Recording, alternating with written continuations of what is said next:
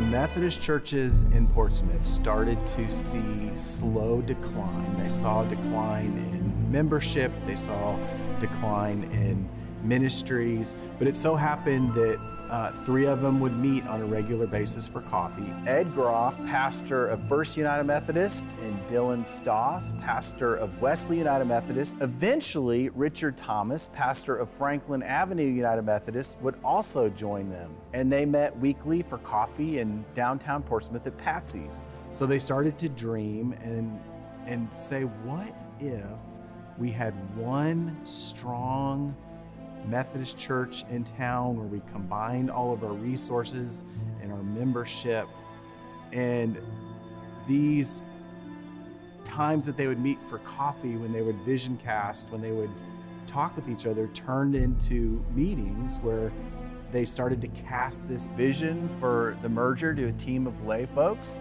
who then went to each church and helped the congregation see what ministries could be done with the merged congregations. And I remember saying, if we're going to do a merger, then we need to start praying about this. And if our prayers are answered, and it's God's will, the merger will go. The stories and the way each decided to vote for the merger, they were all unique. For Wesley, they were faced with needing to spend $1 million for building repairs, not upgrades, just repairs, so they could continue using the building. They had a sense that they knew this is where they had to go, that God was leading them in this direction. First Church knew that they couldn't do the ministries that they wanted to do in the space that they had, and their vote was almost unanimous. Finley Street was the only African-American church, and its membership had dwindled down to about 12 people. They were keeping the bills paid, but they were no longer able to support a full-time pastor. So Ed Groff from First Church accepted them as a 2-point charge. Franklin Avenue had a lot of uncertainty if they should merge or not. After a series of town hall meetings and conversations, it came time for the vote. And it really looked like it was going to fail. But there was a point in the evening when there was a lady named Evelyn Helbig. She was in her 90s. I've changed my mind. She said, I have been strongly opposed to the merger, but tonight I'm going to cast my vote in favor of the merger so we can reach the next generation of children who are to come up through Portsmouth. We have to do this to grow our ministry and to reach the next generation. Who knows, because of Evelyn's vote, how many people voted yes that night. And Franklin Avenue ended up passing that vote by 1 vote. After the churches had their yes votes and the merger was going to happen, the bishop appointed all 3 pastors, Richard Thomas, Ed Groff, and Dylan Stoss, as co-pastors to the now merged congregations, which made everyone feel like it wasn't one-sided. People loved this. They were so excited having their own pastor, and they started to feel like they were one church. Over the next 18 months, there were various intentional gatherings that were scheduled. Several times, all the congregations would worship at one of the churches, so each could have a context for worship style. One thing that I think they did really well at in the early days was they got Acts 2. Where it says we are created for fellowship, we're created for koinonia. This time was also used to find property, design a new church building, and develop the leadership structure. The leadership board consisted of 3 people from each congregation. They met weekly with the co-pastors.